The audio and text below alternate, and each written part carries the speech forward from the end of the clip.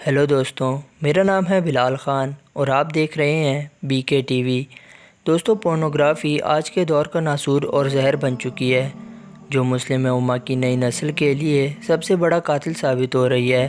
یہ وہ زہر ہے جو مسلمانوں کی نئی نسل میں ڈال دیا گیا ہے اور ابھی تک اس کا کوئی علاج دریافت نہیں ہو سکا۔ دوستوں، پورنوگرافی لوگوں کے کئی ہنستے بستے گھر تباہ کر چکی ہے اور یہ سلسلہ ابھی بھی جاری ہے۔ موجودہ دور میں ایسی بہت سی فحش ویب سائٹس موجود ہیں جس پر فحش اداکار اپنی اداکاری کے جوہر دکھاتے ہیں اور ہماری نئی نسل یہ سب کچھ چھپ کر مگر بہت شوق سے دیکھتی ہے۔ لیکن دوستوں، کیا آپ جانتے ہیں کہ یہ بظاہر خوش دکھنے والے فحش اداکار حقیقت میں کیسی زندگی گزارتے ہیں اور ان کا انجام کیا ہوتا ہے؟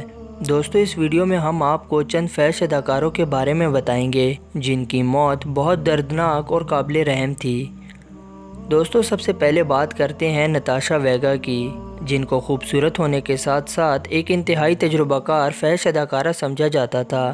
اس کی زندگی بہت اچھی اور عیاشیوں کے ساتھ گزر رہی تھی، لیکن ایک تنازع کی بنیاد پر اس کو زہر دے کے قتل کر دیا گیا اور اس زہر نے اس اداکارہ کا ایسا انجام کیا کہ وہ پوری دنیا کے لیے ایک عبرت کا نشان بن گئی۔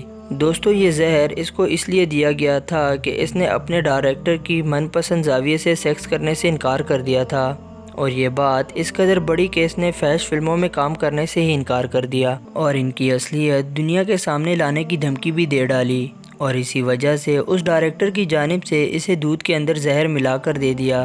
دوستوں، کہا جاتا ہے کہ وہ زہر اتنا خطرناک تھا کہ اسے پینے کے بعد اس کے ناک، منہ اور کانوں سے خون آنا شروع ہو گیا تھا۔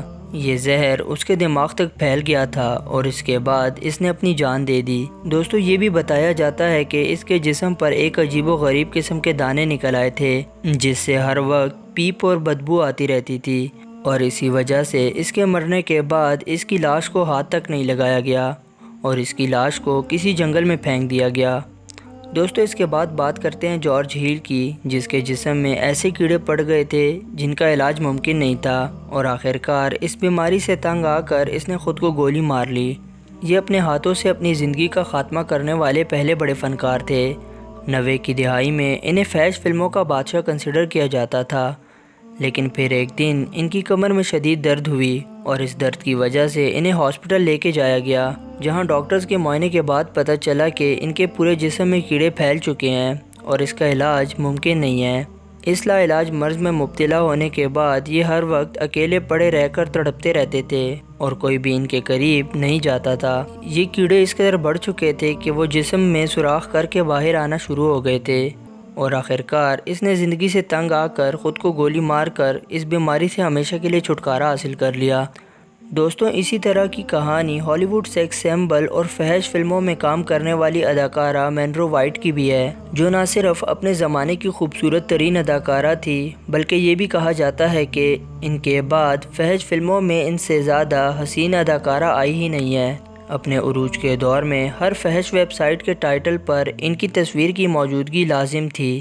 دوستوں، ان کی موت کے بارے میں خیال کیا جاتا ہے کہ انہیں ایک پراسرار بیماری نے گھیر لیا تھا جس میں ان کے جسم سے ماس علیحدہ ہونا شروع ہو گیا تھا اور اس وجہ سے ان کے جسم پر عجیب و غریب نشان پڑنا شروع ہو گئے تھے۔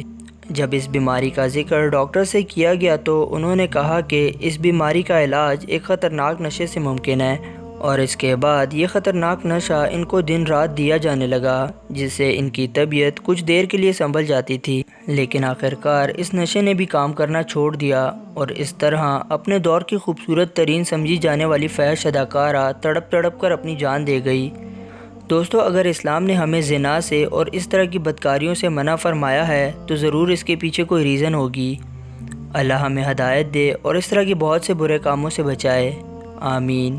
تو دوستوں، آج کے لیے اتنا ہی۔ اگر ویڈیو پسند آئے تو اسے لائک کریں اور ہمارے چینل کو سبسکرائب کریں۔